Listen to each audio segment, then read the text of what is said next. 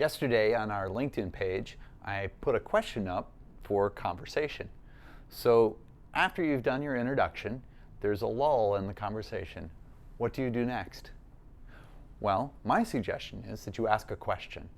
So the question I put up was, how will your business change this year? Okay, this is a great question to ask because it shows interest in the other person. It shows interest in their business, what's important to them. And when they get done, they're probably going to ask the same question back to you.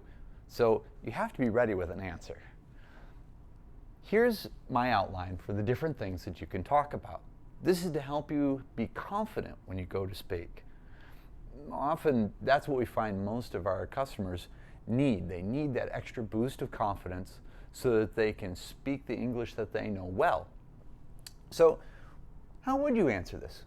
Well, I've divided it into three kinds of things that you can talk about. The first one are suppliers. So the people that sell things to you are sometimes of interest to the people you're talking with. They may need the same kinds of products. Or maybe you know somebody they don't. And so you give them an opportunity to do something that they couldn't before. So talking about the suppliers, you can talk about maybe a new supplier that you've found, something you've discovered through your research into a new project. Okay? The key is to talk about the past, before today, or maybe even today, and then what's going to change in the future. Maybe it's a new supplier you're going to slowly transition to, or maybe it's the loss of an old supplier. Now, you do have to be careful in that talking about losing old suppliers can be seen as quite negative.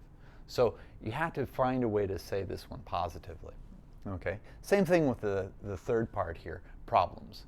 We love to talk about problems, but we have to be careful to couch them as maybe hidden opportunities so that they're not seen as too negative. You know, how you overcome them, how you surpass the problem that comes. That's a great way to talk about a problem.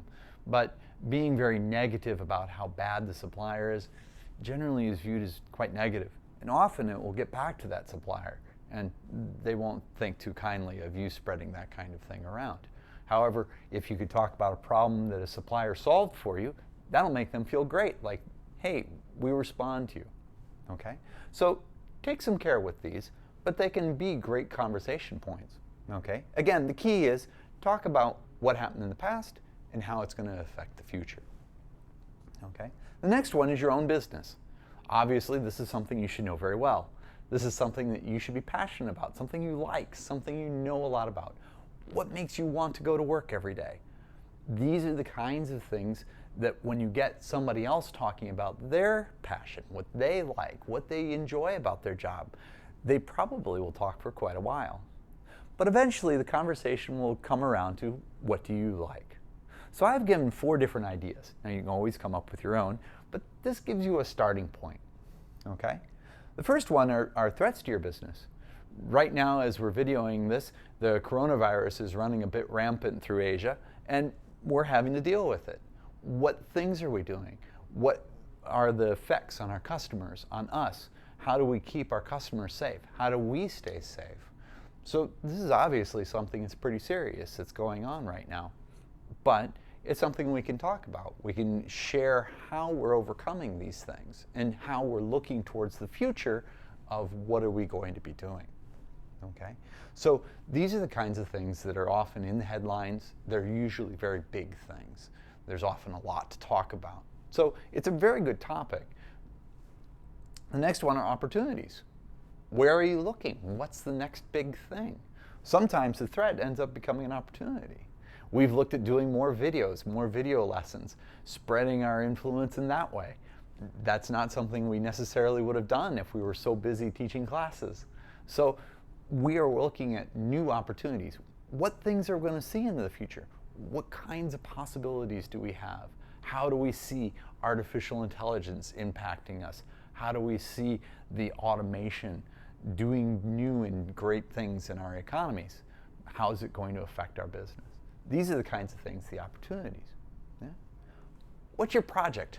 What's your big project you're working on right now? Okay? think about it carefully how you want to describe it. Remember, you want to maybe talk about how it started. How did you get assigned it? What was it that got you started or interested in the topic? Then, how did it develop? What happened? Where are you now? How is it going to affect your business into the future? Okay.